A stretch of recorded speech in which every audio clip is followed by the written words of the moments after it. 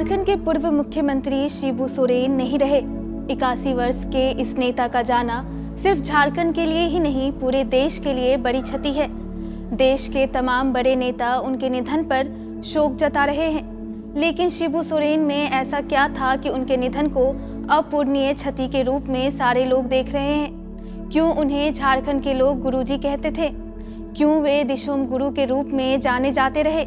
इन सारे सवालों के जवाब इस वीडियो में आपको मिलेंगे। नमस्कार, मेरा नाम है सृष्टि राज और आप देख रहे हैं इंडिया.com। दरअसल शिबू सोरेन वह शख्स रहे जिन्होंने झारखंड राज्य के आंदोलन को जल, जमीन और जंगल से जोड़ा।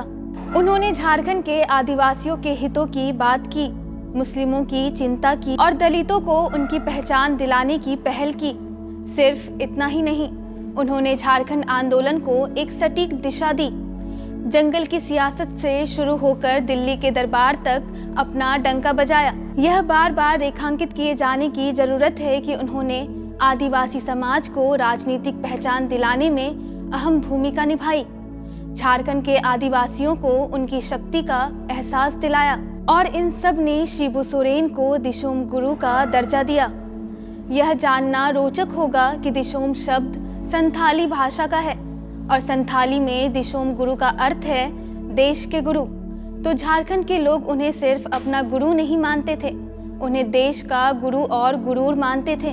आप में से बहुतों को पता होगा कि उन्होंने झारखंड अलग राज्य के गठन के लिए चले आंदोलन में बड़ी भूमिका निभाई थी। उनकी एक झलक से ही लोगों में जोश भर आता था। फिलहाल झारखंड के मुख्यमंत्री हैं शिबू सोरेन के बेटे हेमंत सोरेन, और गौर करें कि हेमंत के अब का चेहरा गुरुजी के चेहरे से बहुत मेल खाता है।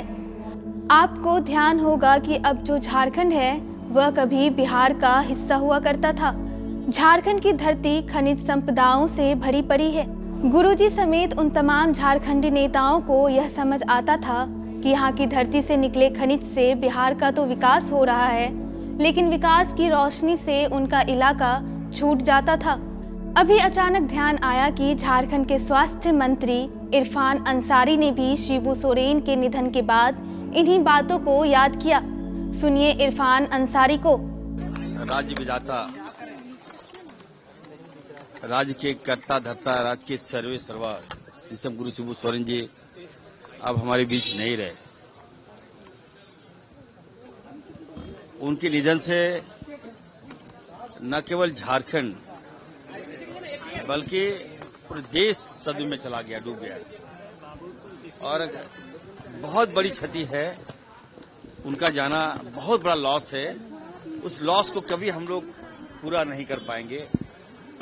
दिशोम गुरु शिबू सोरेन जी ने संघर्ष किया, लड़ाई लड़ी और खास करके बिहार में जब झारखंड थे हम लोग, तो हमारा शोषण होता था, आदिवासियों का शोषण होता था, दलित का, मुसलमानों का शोषण होता था। हमारा खनिज संपदा सब कुछ था, लेकिन हम लोग गरीब थे और उसी के खिलाफ में गुरुजी ने मुहिम छेड़ी कि नहीं, हमें हमारा झारखंड मिलना चाहिए। और उन्हीं का परिणाम है कि झारखंड मिला और जिसके कारण देखिए झारखंड डेवलप हो रहा है। और हम लोग अगर आज विधायक हैं, मंत्री हैं, सांसद हैं, तो गुरुजी की ही देन है, उनकी कृपा से हम लोग बने हैं। आइए फिर लौटे झारखंड की ओर।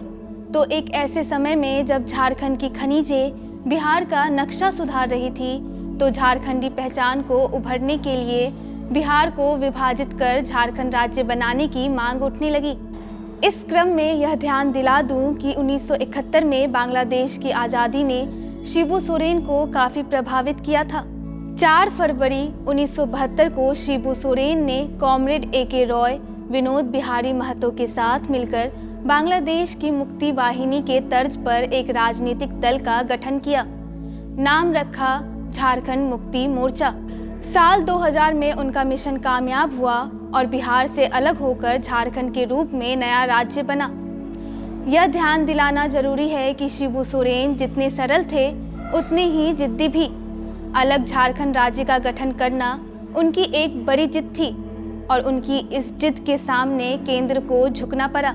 लेकिन इससे पहले अगर उनके राजनीतिक करियर की ओर ध्यान दे तो 1977 के चुनावों में शिबू सोरेन ने बिहार की दुमका लोकसभा सीट से चुनाव लड़ा, लेकिन भारतीय लोक दल के नेता बेटेश्वर हेमब्रम ने उन्हें चुनाव हरा दिया। जनता दल की सरकार गिरने के बाद जब 1980 के लोकसभा चुनाव हुए तो शिबू सोरेन ने एक बार फिर चुनाव लड़ा। इस बार उन्हें जीत मिली। इसके बाद हुए 1986, 1989, 1991 और 1996 में लगातार जीत हासिल करते रहे। दुमका से वे 8 बार सांसद चुने गए। ये सब याद दिलाने का मकसद सिर्फ इतना कि शिबू सोरेन बहुत ही आशावादी रहे। नाकामी उन्हें छू नहीं पाई। उनकी यही आशावादी दृष्टि उनके बेटे और झारखंड के सीएम हेमंत सोरेन में भी दिखती है। जब गुरुजी गंभीर रूप से बीमार थे, उस वक्त भी हेमंत सोरेन को भरोसा था कि वे यह जंग जीत जाएंगे। इसी आशा उम्मीद के साथ हम लोग भी हैं कि गुरुजी ने कई जंग जीते हैं और ये भी जंग जीतेंगे, ये हमें पूरा उम्मीद है। फिलहाल तो डॉक्टर लोग अपने उनके अंडर में वो इलाजरत हैं, थोड़ा वक्त लगेगा। लेकिन झारखंड के सीएम और शिबू के बेटे की यह उम्मीद आज हार गई। गुरुजी सब कुछ छोड़कर एक नामालूम यात्रा पर निकल गए। इस दिशोम गुरु को हमारा अंतिम जोहार।